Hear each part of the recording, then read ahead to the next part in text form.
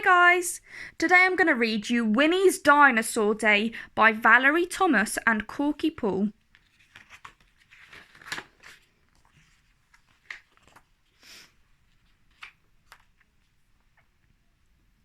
Winnie the Witch and her big black cat Wilbur loved to visit the museum. It was full of fascinating things. There were bugs and beetles and creepy crawlies and slinky snakes. There were buttons to push, levers to pull, and games to play.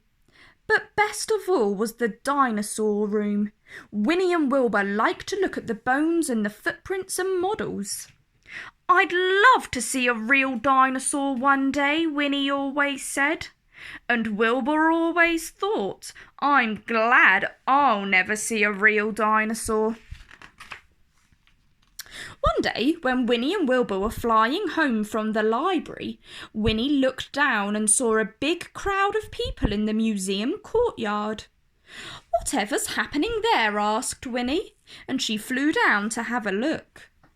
There in the courtyard was an enormous skeleton. It was Dinosaur Week at the museum, and there was a special competition. Special competition. Draw a picture or make a model to show what the skeleton looked like when it was a dinosaur and win a prize. Winnie loved winning prizes. She looked carefully at the skeleton.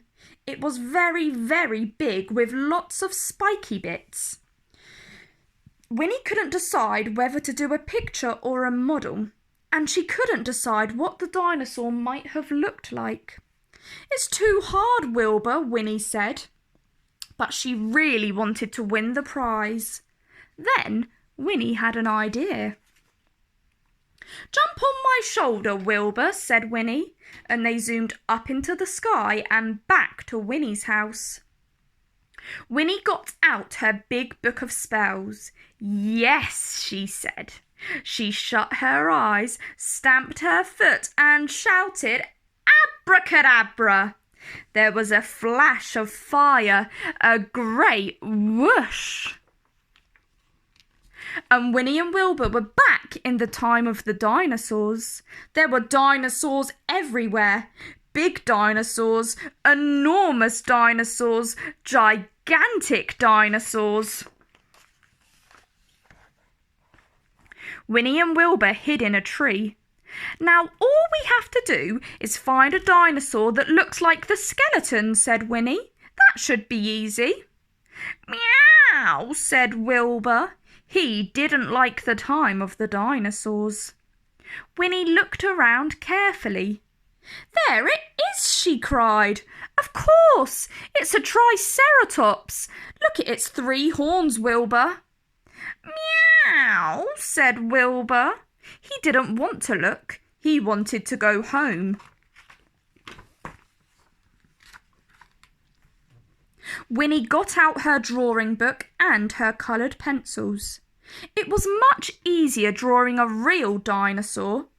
Her drawing looked exactly like the Triceratops. Well, it looked quite like the Triceratops. "This is an excellent drawing," said Winnie. "It's sure to win the prize. But now we need to get back to the museum." "I know, the Triceratops can take us." "Meow," said Wilbur. He put his paws over his eyes. Winnie picked him up and jumped onto the dinosaur's back, waved her magic wand and shouted, "Abracadabra!" And the dinosaur whooshed off to the museum. Professor Perkins was getting ready to present the prize when the dinosaur landed in the courtyard. Everybody was very surprised. "Well," said Professor Perkins, "I think we all know who has won the competition."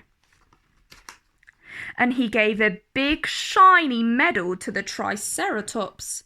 The dinosaur was delighted. He had never won a prize before. Winnie didn't mind too much.